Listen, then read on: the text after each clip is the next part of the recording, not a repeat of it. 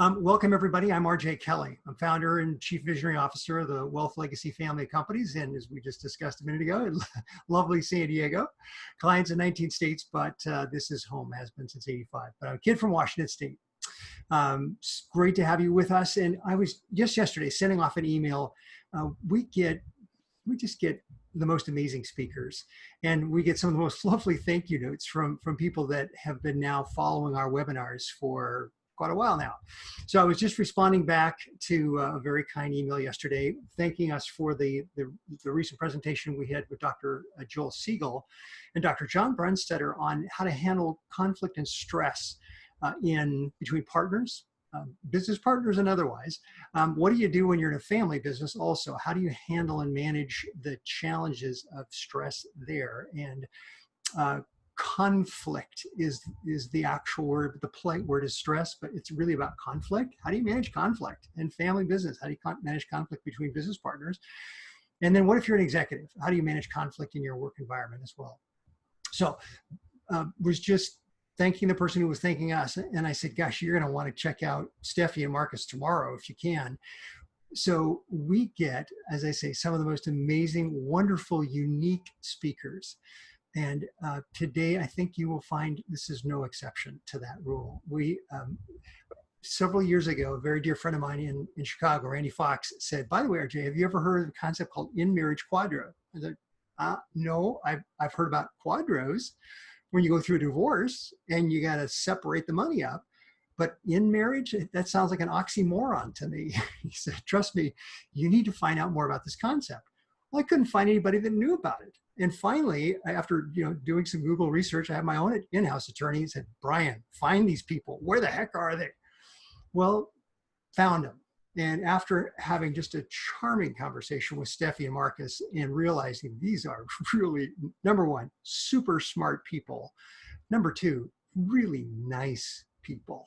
I thought we've got to have this conversation needs to continue, and not only just between our firm and the things they've been able to help us to do for our clients, but this is something I need to get the word out so a lot more people know about it. So I just mentioned this to Daryl yesterday. So Daryl, I'm delighted that you guys were able to join us in such short notice. So without further ado, I'm going to pull up some slides and we're going to kick this baby off. Let me see if there's anything else I need to remind you about. Please, if you haven't muted yourself yet, if you would, I sure appreciate it. And let's see. Oh yeah, one more thing. We do have another webinar coming up October 21st with another dear friend of mine, Troy Romero, wonderful business attorney. He has presided, maybe a good way of saying it, over 1,000 business divorces. So that's not the pleasant side of it, but it is a reality. So how do you plan if you're in business and you've got a partner or maybe bring someone in? How do you plan your structure, your buy-sell agreements and otherwise, so that if in fact you do go through a business divorce, it doesn't take down the business at the same time? Fascinating conversation. You're going to want to come attend that one. That's October 21st, 9 o'clock. So again, if you please mute your phones, please mute your logins here. Let me just run now into, theoretically, my slides should start advancing. There we go. So real quick bio, at least on me. I've been in practice now over 35 years. Yeah, I got a couple of initials after my name.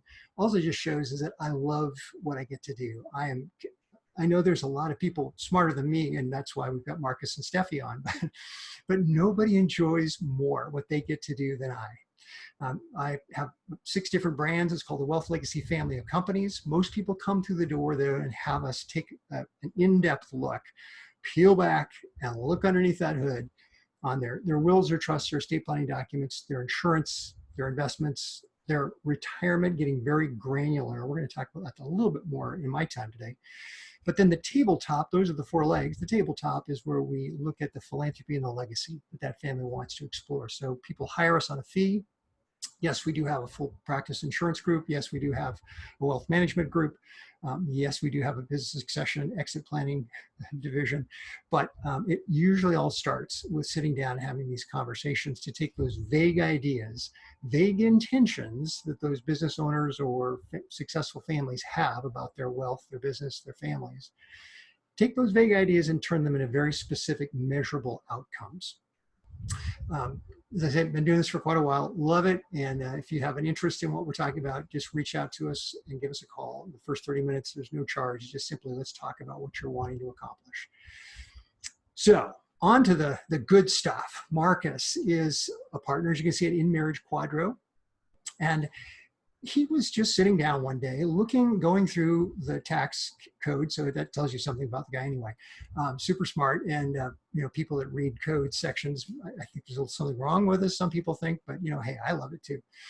But he had a brilliant flash of the obvious. It's like, wait a minute, everybody's going down this path, but what if we go down that path? So as you can see, he comes with quite a background, and you'll enjoy getting to hear him. And he's done over 2,000 QDROs. Marcus, I think that might put you up in the Guinness Book of World Records, probably close to it in terms of that number of QDROs. Stephie is just an absolute delight. Mother, speaker. I think also, Stephie, you probably get the awards in a group of attorneys as being one of the most entertaining and fun as well. She and her husband and the kiddos took a month or 2 month sabbatical over here to Southern California, just because it was about adventure, and we can do our work wherever we're at. So Stephie is an extremely prolific pedigree, wonderful estate planner as well. Read more about her. So here's our plan for this morning. I'm going to have Stephie and Marcus tear into this whole idea for us. What in the heck is it In Marriage QDRO? What's that mean to us? How do we access? And for those, I know I've got some friends here that are in the financial advisory business like us. How does that help? How can we help a client to self-direct assets that may be locked up $1 million, $2 million, maybe locked up inside their company plan, and they want to be able to get some self-direction? How do they do that without penalty? I'm going to talk about 3 basics about how to really accelerate your rates of return. We hear about the S&P index. 83% of investment managers can't even do as well as the S&P index, but I can show you a technique and a platform, a strategy that is in fact over a 20-year period of time double the returns of the S&P index, while at the same time doubling the income stream. What I call a new reliability of income. And then we'll have our Q&A time, so about 15 minutes at the end. So with that, my friend Stephie, take it away. Okay, hopefully I do this right. So thank you very much. We have a lot of information to go through quickly, so I'm going to kind of rush through some of this, but remember, if you have any questions, it will be my pleasure and Marcus's pleasure to answer them at the end. So let's just get started, if I can. Okay. Here we are. So how did we get here? And the answer to that is, I'm going to figure this out one way or the next. So as I figure this out, the things they don't teach you in law school. I'm going to make sure you've got the, so you should have it now. There you go. Okay. So RJ did a great job of explaining Marcus. He really did have a flash of the obvious, and let me be the first to tell you the real guru here on this call is Marcus. He is the one who not only created the In Marriage QDRO, but he tested it and vetted it for years. I was just a girl who was at the end of her rope one day and happened to hear about this. I am an estate planning attorney by practice. I love what I do, and as part of that, tend to do some long-term care planning for those who didn't get their ducks in a row earlier in life when they should have. So I had a particular case where my client, his spouse went into a nursing home, and we protected as much as we could, but there was a significant income loss. Particularly his wife had a corporate pension, all of which needed to go to the nursing home to follow our state's laws. And it didn't matter that my client needed that money. It didn't matter that it was going to have a detrimental effect on his livelihood or quality of life. The law says it had to go to the nursing home. And even if I did the best job ever, and I did good work on that case. We did everything we said we were going to do. it was still devastating to have to explain to my client that we're losing this money because the law says we have to. And I was at lunch right after that client meeting, and I'm sitting in a booth, and you know how booths are, you're back to back with someone, and I am shamelessly eavesdropping on the conversation occurring behind me. And that person sitting behind me is Marcus Foote, talking about the In Marriage QDRO and how married couples can transfer certain retirement accounts between each other without restrictions, sometimes without penalty or tax. And because it was that day at that time, it mattered. I stopped what I was doing. I turned around, put my hand out and said, I have to get to know who you are. After that meeting, we met again. He explained the process to me, and I called my client and said, I've never heard of it, I've never done it, but if you will allow me to try this, I'll do it for free. My client gave me his blessing. We did it, and as you'll see later, we saved my client almost $30,000 a year in income that we were able to transfer from his spouse to him in a way that was compliant with both state law and Medicaid law, and keep his wife home receiving the care she needed. How did I get here? My hands were tied. And there we go. So let's just kind of run through this quickly and see what is a QDRO in general. A QDRO is a qualified domestic relations order. The domestic relations order, or the DRO, is signed by an appropriate state court judge. And I think it's important to note state court judge. So even though we're going to talk about federal law in just a minute, recognize that your local state court still plays a very significant role in this process. Your state court order provides several things. It first recognizes or creates a marital property right in the retirement plan pursuant to state domestic relations law. That is also very important, so hold on to that. And it also provides for the transfer of those plan benefits between the parties. In this case, we would be taking those plan benefits from the plan participant or the employee and transferring it to their spouse, who would be the alternate payee. Once that domestic relations order is signed by your state court judge, it is then submitted to the plan administrator for their review or approval, and that is called qualification. So what is a QDRO more generally? It is an exception to the Employee Retirement Security Act of 1974, or ERISA. And what's interesting here is if you asked anyone before this presentation, what is a QDRO, I would tell you, you would get very different answers because it absolutely depends on who you ask. So if you ask Google or Wikipedia or most lawyers or financial professionals, they would tell you that a QDRO is a tool that can only be used in a divorce or separation proceeding. And we absolutely appreciate that perspective, because when the QDRO was created, it was created in response to the divorce revolution. So the Employee Retirement Security Act of 1974 was created just before the divorce revolution occurred. About 1976, 1977, divorces are becoming more and more commonplace, which means you had different states across the country creating different formulas and different mechanisms by which to divide retirement accounts between divorcing spouses. Congress gets together 10 years later and says we need to find a tool and a way to provide a single answer to this, so there are not different applications across the country. And their provision was a QDRO. And because the QDRO is written as an exception to federal law, it's very specific on how we have to read it. Particularly, we have to give every word in that statute its most common plain meaning. In other words, we cannot read words into the statute. So what does the statute say?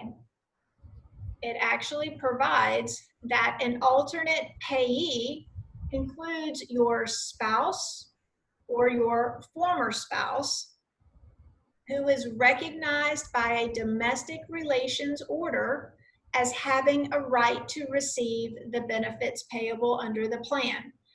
So if you follow the rule of law, and we have to take every word at its most common language or common definition, then your spouse is the person to whom you are married, and your former spouse is the person to whom you are no longer married. And Congress didn't just say it once, they said it again in the U.S. tax code, recognizing that an alternate payee can include your spouse. What you will find is most people tend to say, wait, spouse really means the person to whom you are married but about to be divorced, or the person to whom you are married but separated. And we appreciate that perspective, but you cannot read that into the statute. We have to take the most common definition, and the spouse is simply the person to whom you are married. And if that isn't sufficient, you then go to the Department of Labor, where that is the federal entity that oversees and interprets ERISA. And one of their most frequently asked questions is whether a domestic relations order has to be issued as part of a divorce proceeding to be a quadro. And I like that language, divorce proceeding, because it's so broad. It encompasses a number of different situations, whether it's the actual movement for divorce or movement for separation. Do you have to be in that scenario to seek a quadro? And their answer is an unequivocal no. A domestic relations order that recognizes marital property rights may be a quadro without regard to the existence of a divorce proceeding. In other words, you do not have to be separated or seeking a divorce at all. Rather, the order must be issued pursuant to state domestic relations law and create and recognize the right of the alternate payee. State domestic relations law, this is very important. We have to follow the statutory law provided by each state.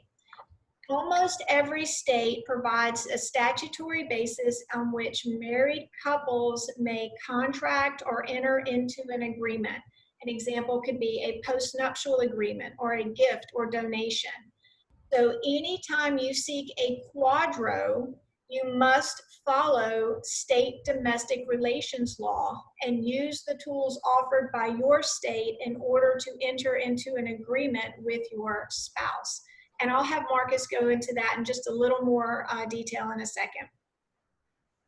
So what are we going to discover? You're going to see that a tool that was previously associated with divorcing spouses actually works for married couples that allows them unrestricted access to their retirement benefits. And that in knowing about this tool, you may have new and better estate planning options, long-term care planning options, or financial investment opportunities.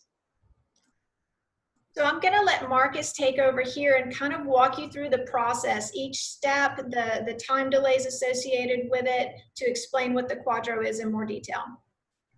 Thanks, Stephanie. So as she says, it really is like three parts. And I know y'all are more going to be a lot of interested in the application. So I'm going to try to go through this a little quick and let Stephanie get back to the applications, which is what the benefit is to the clients. But I know you want to know what the process is, especially when you're discussing it with your clients.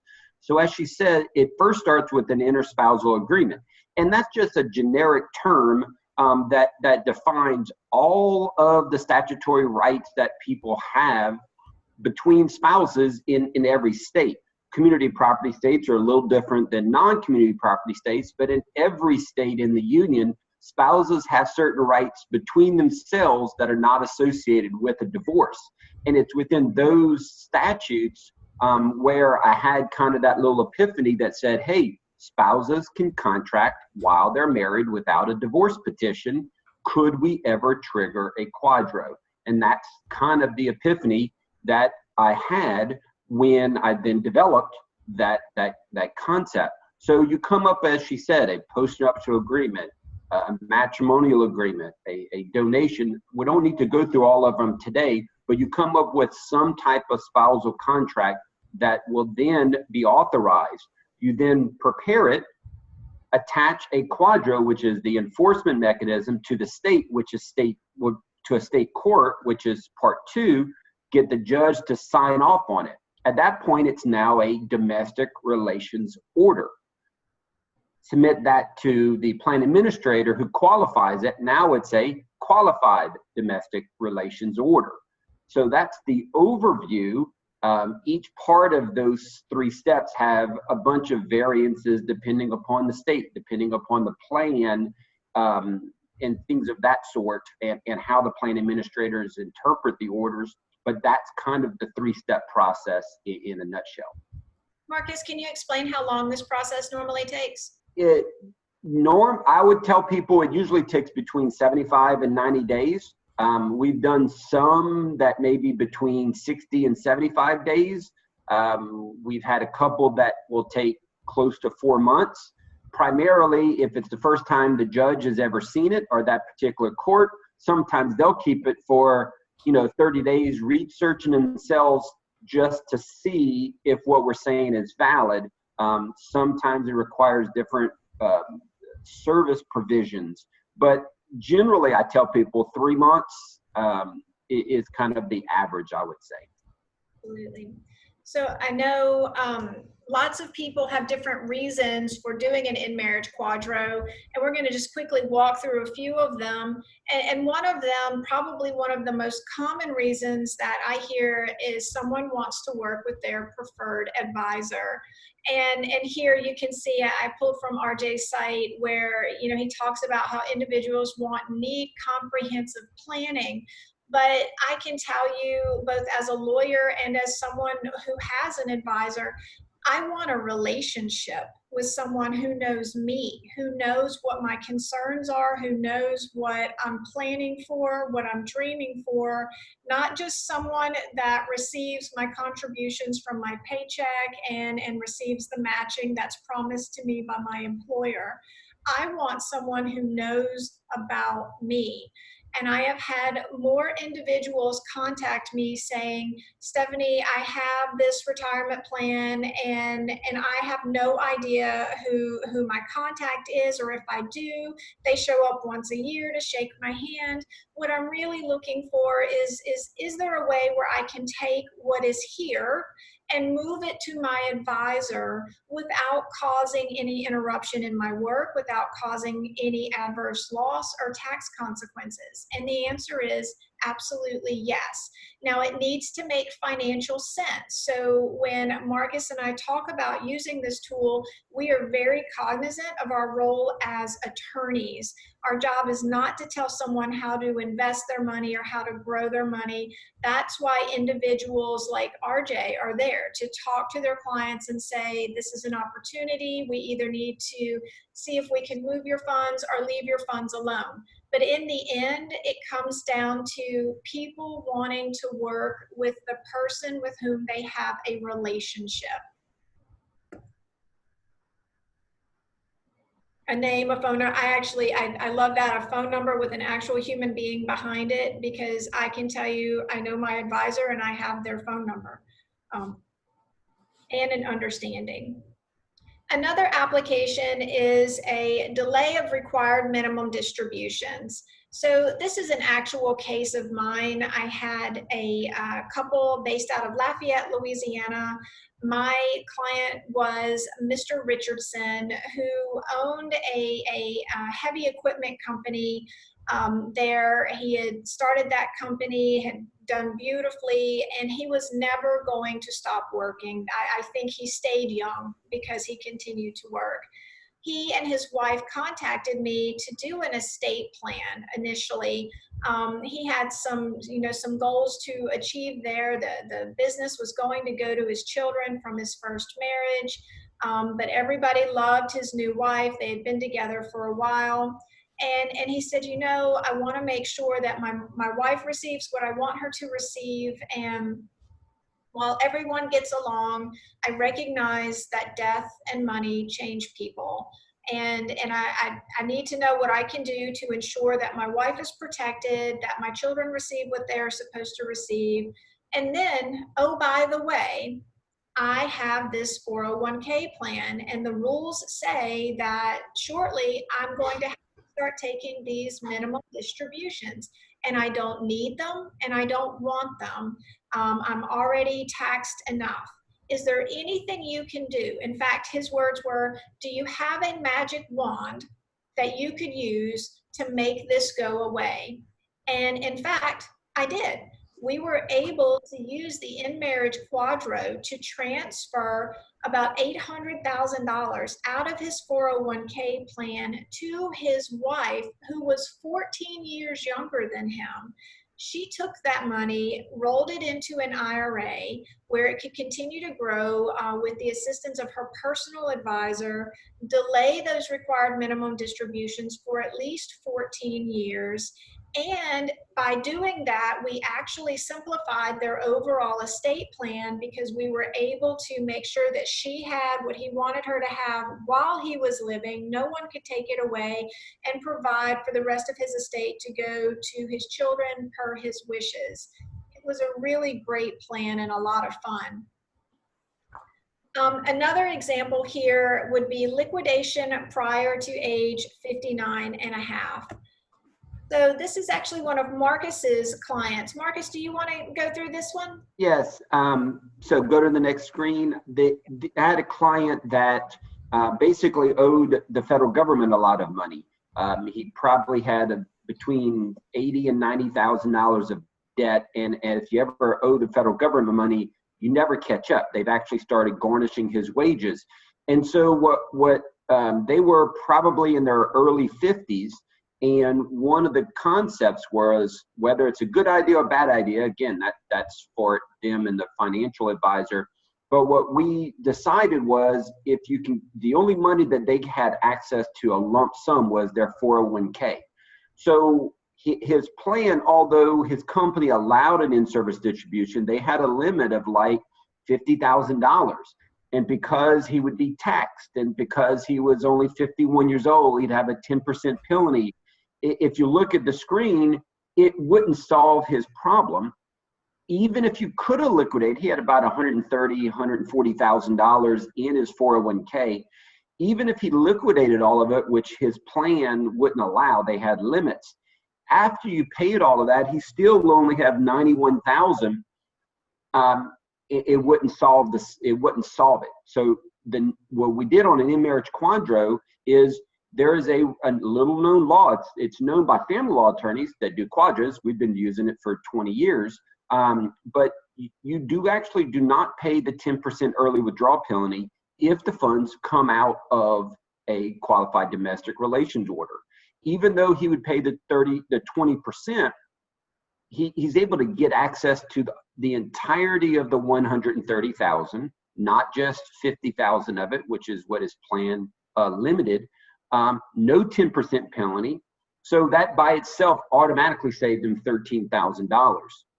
Additionally, because you have the flexibility, we actually, instead of taking one QDRO for 130, we actually then did it and split it into 2 tax years. So we took 60 at the end of 2016. We took 70 as of the end of at the beginning of 2017.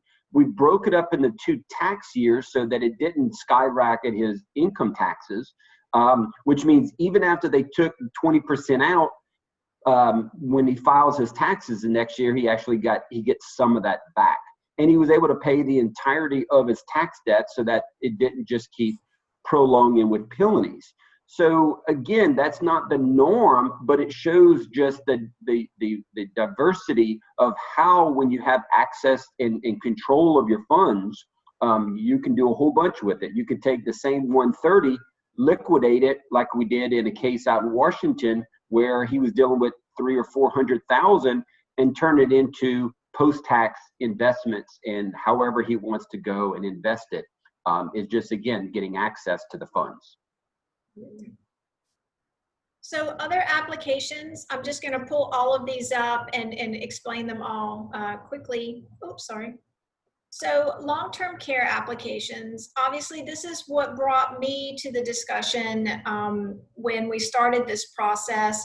As an estate planning attorney, the application for long-term care has been wonderful, whether it's saving those retirement plans that we previously thought were lost or had to be cashed out, or if we're able to transfer those pensions to the community or well spouse. It doesn't work in every case because not in every case do they have the assets we can use for a QDRO, but when it works, it's such a wonderful tool and can make an incredible difference.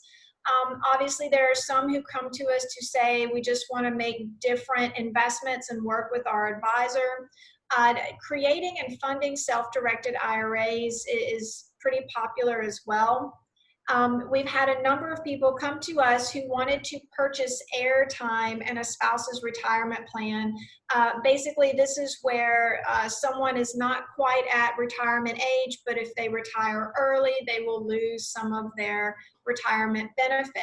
So they will use a QDRO to move money into the retirement plan to purchase airtime so that someone can retire early at full retirement benefit.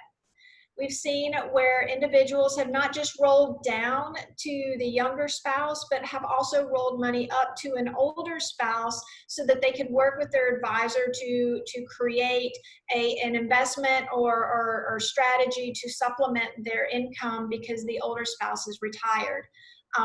Parties that are separated but not divorced, they'll use this to transfer or divide assets. Movement of pension benefits for market diversification. Marcus, do you want to explain that one? That's basically certain pensions are now starting to get frozen, where they're not adding additional benefits, and so you can take a frozen benefit and roll it out even while you're still working at the company in order to put it into an IRA for diversification. And then the last one is a Roth conversion, which is just getting access out of the 401k, rolling it into an IRA of your spouse's name, and then do a series of Roth conversions. Absolutely. Well, that is the 30,000-foot view of the In Marriage QDRO and some of its applications. I want to make sure that RJ has time to go over the ROI with you, and then that we are able to answer all of your questions to the best of our ability. So I'll let RJ take it from here and just thank y'all for the opportunity. Great. Thank you, Stephie. Thank you, Marcus.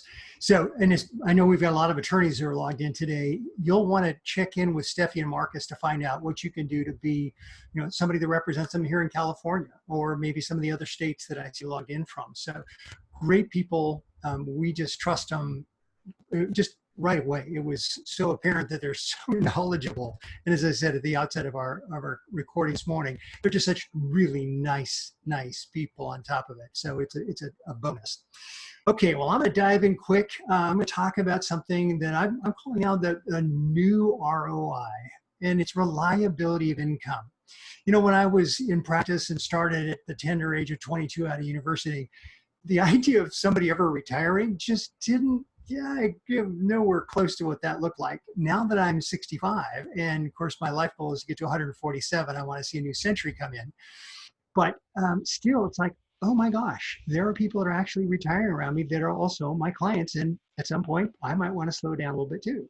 So the idea of having reliable income is really important, and I want to illustrate the point with an old Aesop's fable. So do you remember the story of the tortoise and the hare? What was the outcome? Well, as you remember, the hare, who was obviously much faster, thought, what, I can take my own time, but it was the tortoise that won in the end. And so you might be saying, how does this apply, RJ, to the idea of this new reliability of income? Well, I want to just take you through these numbers in terms of returns are made up. So what you see over here on the left-hand side, I'm not sure if you got to see that, but these numbers over here, they're just made up. But the point of the story is this. What I'm doing is that in year one, if the hare earns 26%, in my example, the tortoise is going to earn exactly half of that. Now, conversely, when there's a loss of 37%, my friend the tortoise only has half of the loss. But if you track this down for 10 years, you'll see that the average return for the HARE was over 1.2%, which meant that our friend Mr. Turtle was only at 0.6%. And yet, again, these numbers are made up, but at the end of 10 years, our account would have gone from 100,000 down to $90,000, even though we'd had an average return of 1.2% over those 10 years. But how about the tortoise? Well, over here, as you can see, we ended up actually positive, even though the return was half on average what the HARE earned. Now, I'm going to move on, but some of you in the audience I know right now are going, huh? How does that work? So I'm going to leave you with 3 points. The first one is the importance of minimizing losses. What we saw a second ago is that even though the average returns were higher for the HARE, the losses were less for our friend the tortoise. So the importance for you and for your clients is critical, not only now, but especially for those that are either in retirement or will be soon in retirement. In fact, one of the 4 most dangerous years of retirement, they are the 2 years just before retirement begins and the first 2 years after retirement starts. Those are the 4 danger years, because if you have a drop in the market, that client could be in trouble. It's like the idea of if you fall going up an escalator, yeah, you'll look around, you'll have a little bruise, maybe a little in your shin, but you should be fine. But if you ever fall going down an escalator, well, you may never get back up again. So first point, minimize losses, especially in retirement. Second thing is maximize diversification. And we hear about that. And again, as a registered investment advisor, I've talked about that for years, but what does that really mean? And how can we, in fact, get diversification? And then the last point is this, and it's often overlooked, but it is, let's find a discipline that removes the emotions of fear, of greed, and of something called cognitive bias that we probably won't have time to dig into very much. It's a really fascinating conversation, the presentation by itself. But let's talk about the first one, minimizing losses. Point is this, if you have a 20% loss, you got to do better than just earn 20% to get back. You got to earn 25% to get back to just break even. And if you were back in 2007 to 2009, the 14 months when we had the meltdown of the Great Recession, that 40% loss meant that your investments had to get a 67% return, again, just to get back to break even. Now, quick aside, we talk about the Standard & Poor's 500, and it's funny that when I ask people, what's it exactly? Most people kind of, it's like 500 companies, isn't it? Well, good guess. But here's the point, it is a gauge we use, and it just looks at it is in fact the 500 largest value companies. I'm getting some background noise from somebody. Could somebody mute themselves? Let me see, that may be my friend Timmy. Good morning, Timmy. I've just muted you for you. So it is a usual gauge of how things are done in the market, although another gauge is what we call the Dow, and then another one is called the Wilshire 5000, which is about 3,500 companies, actually, both large, medium, and small companies, that it's oftentimes now looked at as the best gauge of the U.S. equity markets. I did have a slide in, took it out comparing my strategy to it. I can just tell you at the end of the day, we did better. But one of the things I want to talk about is the fact is that one of the dangers of even using the S&P index in your portfolio or as a measurement is that 42% of the S&P index is just measured in companies that are in the technology space and in the financial services space. Now, in a moment, I'm going to ask you a question about how many different sectors there are in the U.S. economy, but the S&P index, almost half of it is made up of just 2 of these sectors. So it's one of the reasons why there's so much volatility. Now, don't let your eyes go in the back of your head on this. I understand. This is like, oh my gosh, what is this? But we're going to talk for a quick second about something called volatility risk. Fancy name for it. My name for it is wiggle risk. Basically, it's the wiggle that your portfolio, your assets do, either going up or going down. And this last week, we've been seeing a lot more wiggle. Again, 3% drops or increases in a given day. Well, this is referred to, what I'm showing you here is what's referred to as a bell-shaped curve. The reason it's called that, because it looks like a bell. And if you look at it, it's just saying the majority of the returns fall in a certain area. So in this case, the majority is in the 10 to 20%. So going back since 1927 to the end of 2016, the preponderance of returns were here in either the 0 to 30% return range. And again, the preponderance were right here. Now over here on the edge, this is what we call the tail. In both cases, a positive tail and a negative tail. You may have heard somebody talk about how do we minimize your tail risk. Oh my gosh, please, what does that mean? No, what it just means is let's see if we can avoid some of these years when the market was in the tank, where the losses were either over 20% or over 30%. And so you can see, for the most part, the returns have been in this space here. Now, you're going to say, RJ, why does that matter to me? Here's the point. If you're in retirement now or will be in retirement soon, you've probably heard something, or maybe your financial advisor is talking about what they call the 4% rule. Well, what the heck is that? Well, for more than 20 years, that's been the gold standard about how much can come out of your retirement account on a safe basis and still minimize the chances of you running out of money.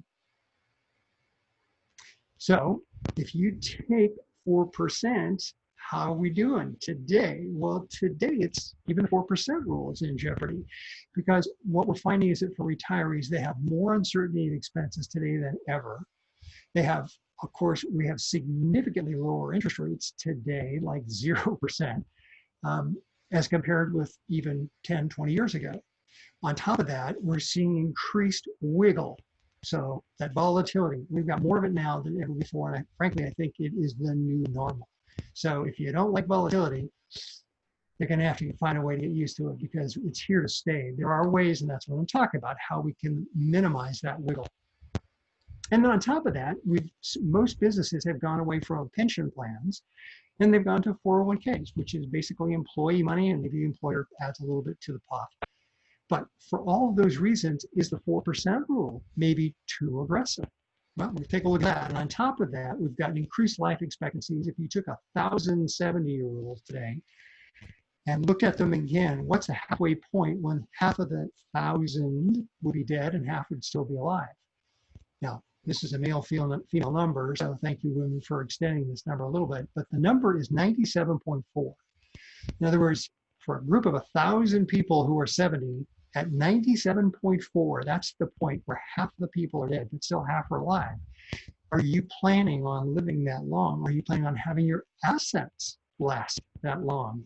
You need to. And on top of that, healthcare costs have been rising dramatically as well. So, oh my gosh, well, if I can't pull 4% out, what's safe?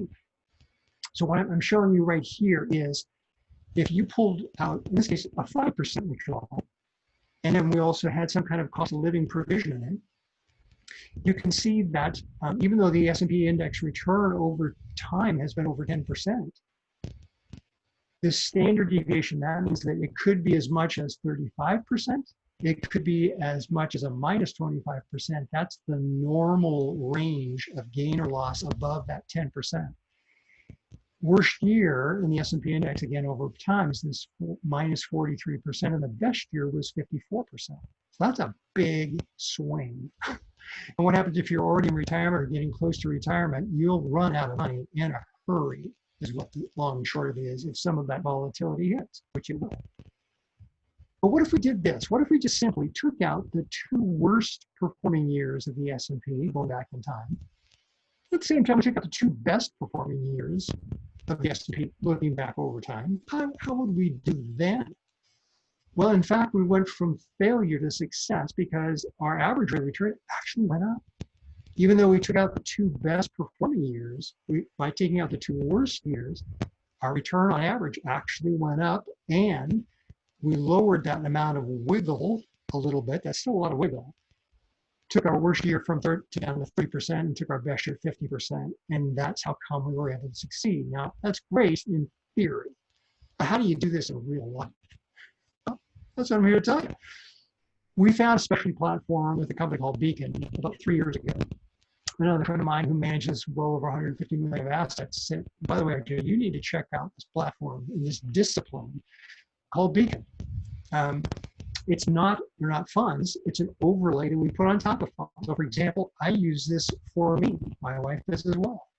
And we use Vanguard as the investments, but this is an overlay that we put on Vanguard funds.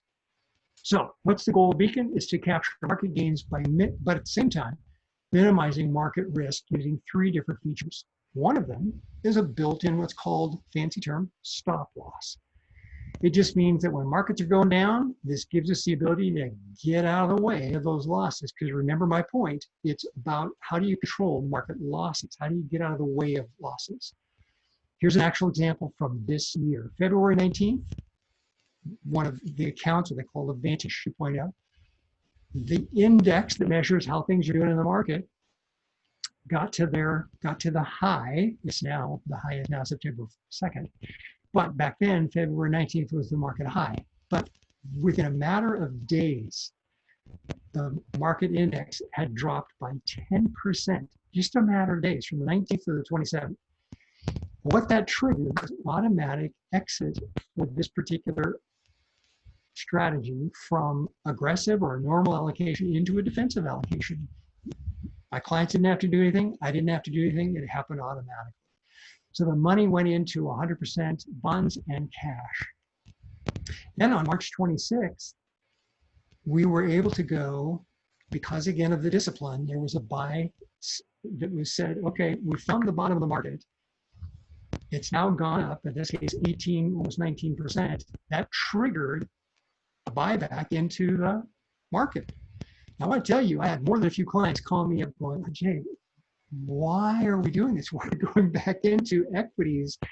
I mean, this is a dangerous time, okay? And most people, frankly, are still in cash that we have met. They went out of the market, they ran out of the market back in March, and they've never gone back in. And they missed all of this up market rise that we've had. In fact, I'll show you, this is an actual statement from a client, where this quarter so far, this is as of last Friday's return, so it does not include Monday or Tuesdays, or of course we don't have it yet for today.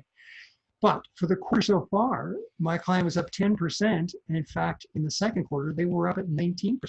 Why?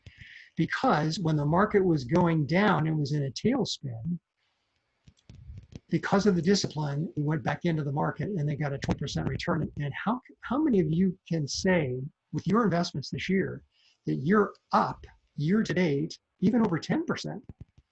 Well, my client's up over 13%, and that's net of all fees. The S&P index as of Friday was only up 6%. We're up over twice that. And over the last 12 months, actually up 24%. That's, again, net of all fees. So in fact, if we look at that 4%, that I'm talking about the 4% withdrawal figure that we have been hearing is the number we should use, I can make the case for a 5% withdrawal.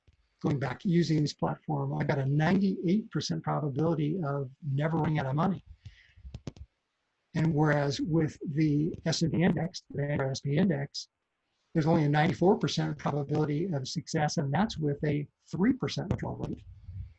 I could do 5%. I could even make an argument for going 6% withdrawal and still have a 91% probability of never running out of money. So first point, and I'm really going to get flying here, is to minimize losses by having something to protect you on the downside. Second point, maximize diversification. A second ago, I asked you, hey, how many different sectors are there in the U.S. economy? Trivia quiz. Well, there are 11. And if you said to yourself, I didn't know that we had that many sectors in the U.S. economy, guess what? I didn't know it myself until about 3 years ago. But here's the thing, how can you possibly invest in 11 different sectors? How can you have that much diversification? I wasn't providing it to our clients, and I can guarantee you right now, I can look at your portfolio and I can guarantee you don't have that kind of diversification in your portfolio. How do you do that? Very simply, do something called exchange traded funds. Now, this is a map that shows how the different funds have done, or different sectors of the economy have done, and you can see it's all over the board. So how do you know which sectors are going to do well? And the answer is, you don't.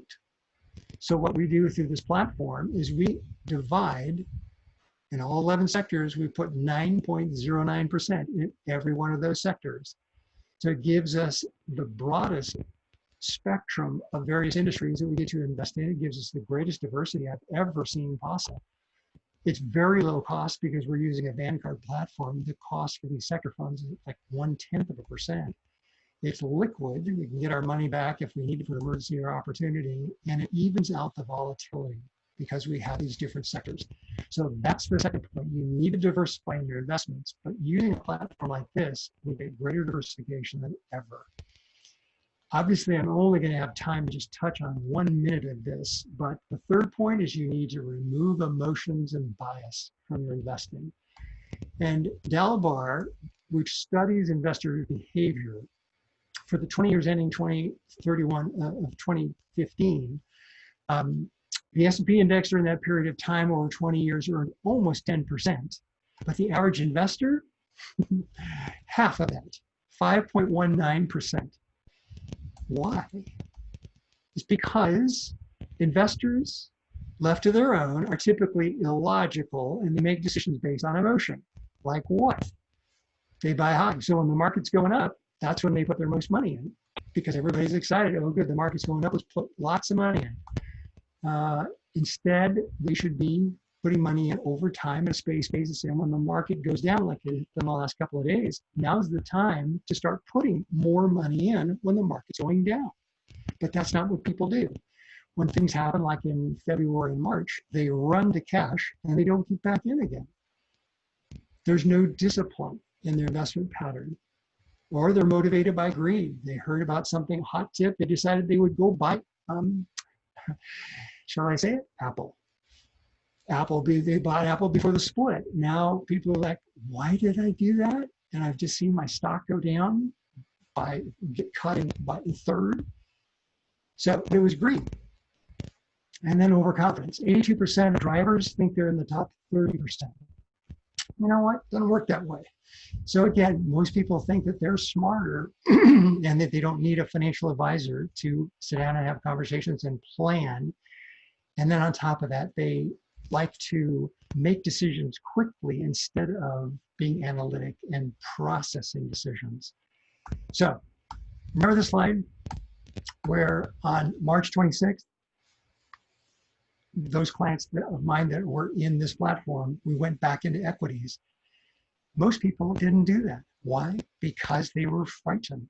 And so fear, remember, irrational behavior, they sat on the sidelines in cash. Fortunately, all of my clients, with the exception of one who now tells me, RJ, I am so sorry that I didn't listen to you. You need to have a discipline because left to their own devices, investors panic, overreact, they go to cash and they stay there.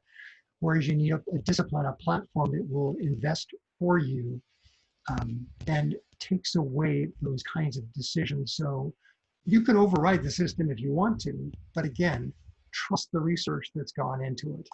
So in summary, we've talked about the importance of minimizing losses. Again, be the tortoise, not the hare, and especially during retirement, that's so critically important. We've talked about having low cost diversification, and we've also talked about having a dispassionate or unemotional discipline and having perspective.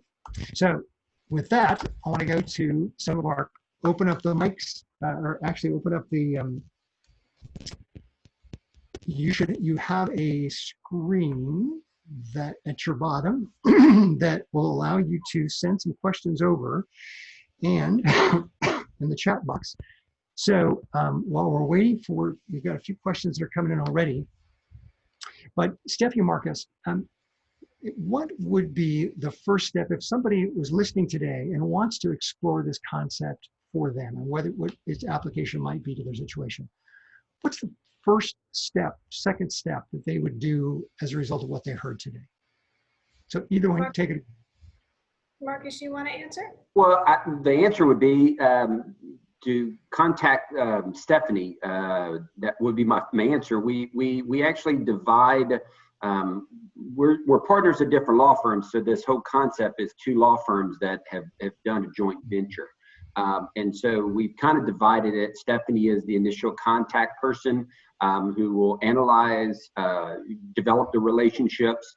We have a website, an email, in an 800 or an 866 number for Stephanie, so she can give you all those contacts. I think it was in the PowerPoint we had, and it's a 2-page sheet that basically gives some basic information and a copy of the statement.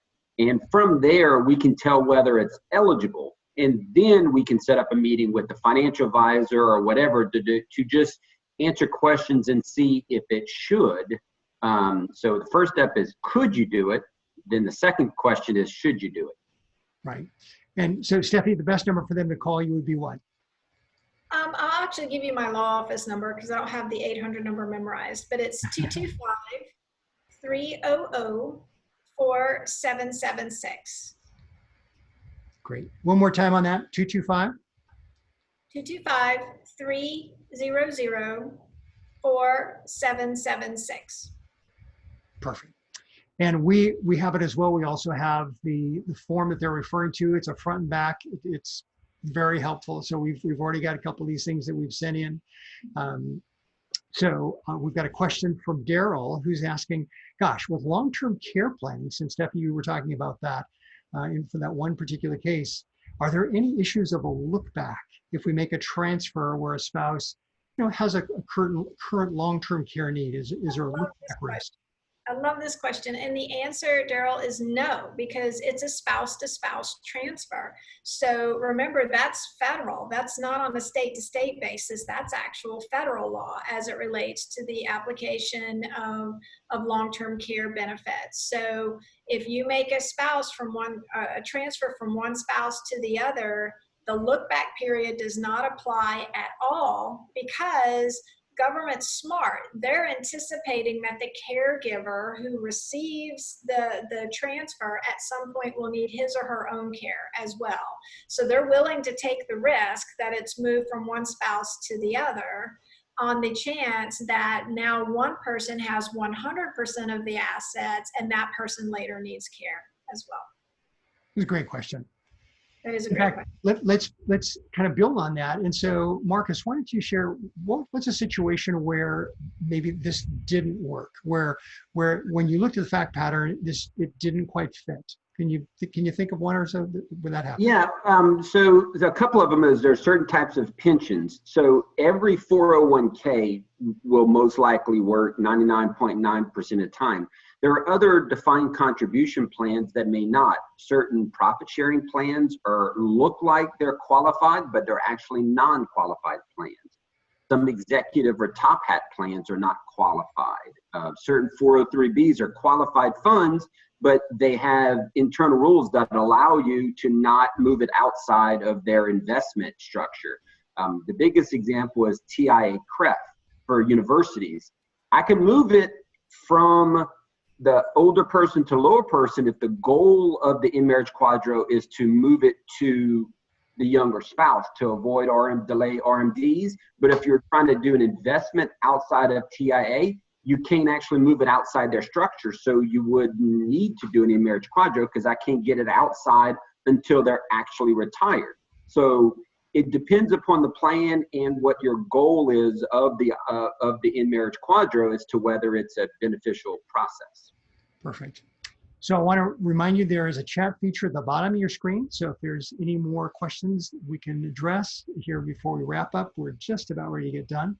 While looking for any more questions, I do want to say a special shout out to our marketing manager, Olha Martinez, who put this all together. As always, brilliant, put together our slide presentations. And we got great content from Stephanie and Marcus, but putting it all together, we just couldn't do it without Olha's help, frankly. So thanks so much, Olha. Got another question here. Okay, well, actually got a lovely thank you from one of our listeners who just said, wow. Thank you, RJ, Stephanie, Marcus. Again, another wonderful presentation. So thank you, Kevin, for that kind word. And we appreciate it. This is what we love to do, is to be able to provide information with subject matter experts that are on a national basis. That's one of the good things that's come out, frankly, of COVID. It has put us in a place where we are, we're on screens, but we're able to have these wonderful presentations with folks that are sitting in their offices in Louisiana while we're safely tucked away here in our non-hurricane but earthquake-prone California.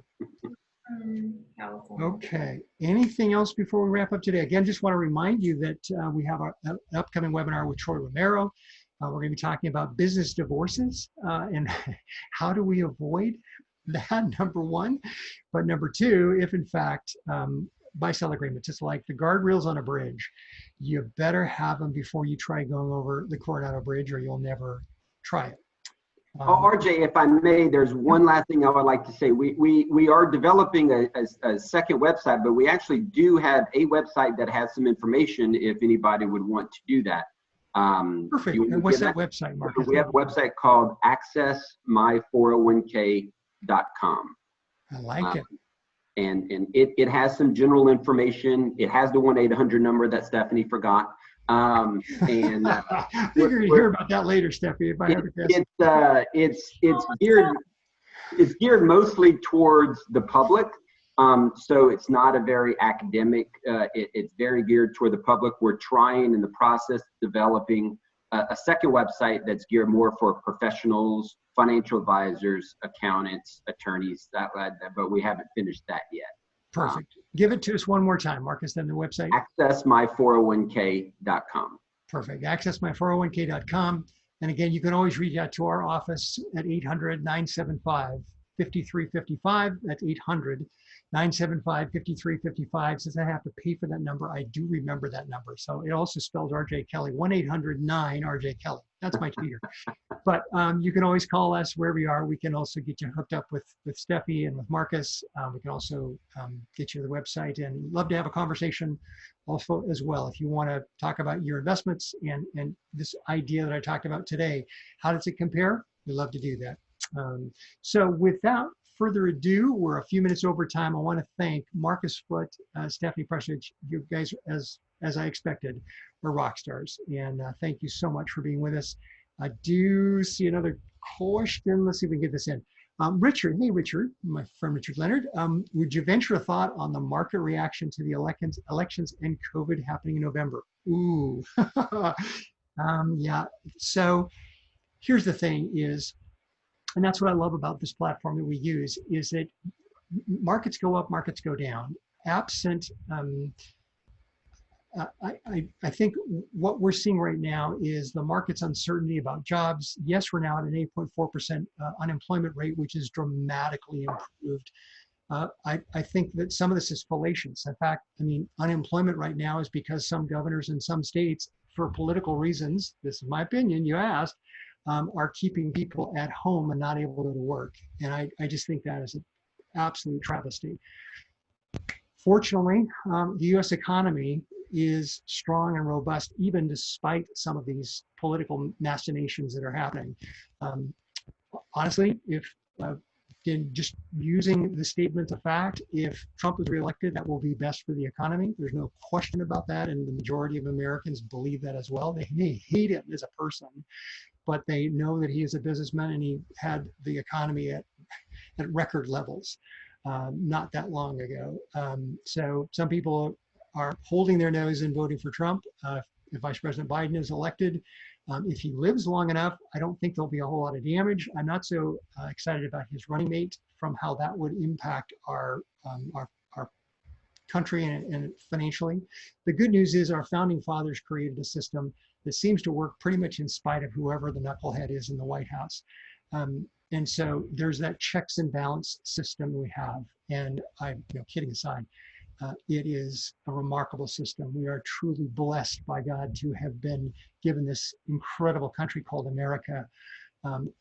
Despite what's in front of our faces on videos and TVs, there's still a whole lot of good that's being done. There are stories of kindness and compassion. Just recently, and I'll close with a story. Just recently, I read the story of a woman who was incarcerated, put into prison by a police officer, and she found out she was on drugs. It was the best thing that happened to her. She got off of drugs, turned her life around, has a nonprofit now that is dedicated particularly for women and to help them with drug recovery. She found out that this officer, his kidney was failing, that he was dying. She, while praying about it, she just had a peace in her heart that she was supposed to go and get tested. She found out she was a perfect match, just donated her kidney to this police officer who's since retired. It gave him life back. So here he gave her a strong lesson, but helped her turn her life around. And now she's doing it literally for hundreds and thousands of others. Now she has given life back to the man who incarcerated her. You know, those stories are happening in America all around us. You're not going to get it on video time because it doesn't sell eyeballs. But in fact, in America, there's so much more good that's happening that we never hear about. And there's so much that brings us closer together. Despite the polar opposites, there's so much more that binds us together as Americans that ever separates us. We just have to keep asking the questions to find out where we can find those areas of commonality, and they're there. Marcus, Stephanie, again, thank you so much for being with us. Thank you for those listening today. Thanks for your great questions. God bless. Come back again. It's going to be on October 21st is our next webinar that I know about anyway. And until then, this is RJ Kelly from Wealth Legacy Group. Thanks for being with us. Bye for now.